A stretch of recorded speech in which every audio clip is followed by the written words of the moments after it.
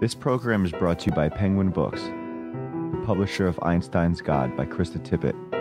In fascinating interviews with such luminaries as Freeman Dyson, Paul Davies, Sherman Newland, and Dr. Mehmet Oz, Krista Tippett revels in the connections between science and spirituality, showing how even those most wedded to hard truths find their spiritual enlightenment. Einstein's God, available now in paperback. Welcome back to Penguin Classics On Air. It hadn't exhausted itself fully because we'd see it continue through the Harlem Renaissance and, as you said, through Janie. But one of the things that's fascinating about IOLA LEROY and about Frances Harper is that, as Skip said, she's writing about Reconstruction in 1892. She's someone who, in case you don't know about her, she's not only a writer, she was an abolitionist, she was a lecturer. She lived through Reconstruction. She is one of the few activists who actually went south and worked with communities of freed people, right? And she's writing about Reconstruction all during Reconstruction. She's writing these serialized novels where she has biracial characters, biracial protagonists. So it's very interesting to compare what she thinks is possible during Reconstruction versus what she thinks is possible by 1892 when these promises have been completely collapsed, right? And what's interesting is that, yes, IOLA LEROY is a mulatta character, right? She could pass for white. She doesn't even know she's black at first. But IOLA LEROY, what few people ever say is that in IOLA LEROY, I think we have, and I'll be careful like Skip was, if not the first, we have one of the first, I think it's the first, kind of articulate, educated, non-mulatta character. Well-educated, dark-skinned, black woman character. And I should also say this novel has lots of feminist undertones, too. The leadership of women. It's a novel where we see what I think is one of the first articulations of the talented 10th, before Du Bois, right? So no, the convention had not exhausted itself, but in Harper, I think we begin to see her starting to revise it a little, or making room for a more diverse representation of what the leadership of the race might look like. Yeah, I think that's good. The reason I asked is that in the footnotes and in one of the reviews, the Christian Recorder, January 12th, 1893, Hollis says, it lauded IOLA LEROY as well-written and a handsome book, but added that the quadroon and Creole girl, suffering the misfortunes and hardships incident to slavery, has become a totally worthless subject to set before the public in the name of Afro-American well-being or in plea of the rights and dignity attached to free citizenship. And I was shocked.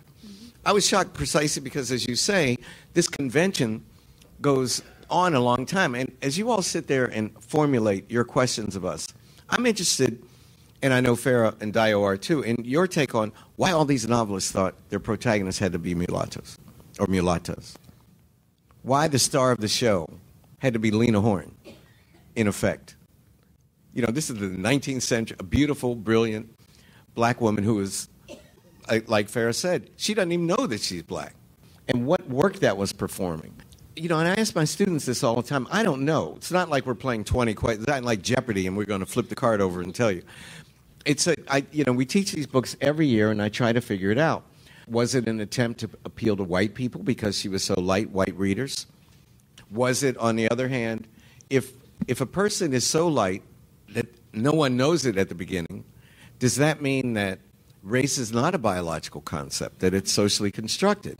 And this is a period, in that context that I was sketching, one of the most pernicious forces intellectually that was unfolding was the belief that race was a biological concept. And not only was it biological, but the characteristics of races were biological. So that black people, in short, were created by God to be slaves first and then serfs or sharecroppers for the rest of their lives. They just didn't have it unless they had some white blood. Well, if you create a protagonist with white blood, who is the most articulate person in the novel, does this reinforce those stereotypes or that pseudoscience about race, or does it critique it? And is it possible to get out of that trap, by... What do you think? Well, I think I think that Harper probably thought that it was a critique of the kind of biological impulse of race and really sort of putting forth the social construction of race. But I think that it was a trap for the tradition at some point because, the characters, as you say, who are most articulate, and often in these novels you get the characters who speak in dialect, who have a kind of folksy wisdom, are the darker characters, and the ones who really can represent and have leadership in the race are and they're not just fair, they're not even Lena Hornes. I mean, Right. they're not the characters where you think, could she be? They're the characters where you don't even think that they're black at all. So I think that it's a trap that is reinforced, but that for a writer like Harper, I think that she believes that she's showing how this is a social construct, not a biological one. I agree certainly. with you. And she was, as you say, this was the Toni Morrison. By 1854, she was a superstar. I mean, William Lloyd Garrison's writing the introduction to her book. She's reviewed everywhere. One of her books of poetry sold 50,000 copies. I mean, that's like 1 million books in the middle of the 19th century.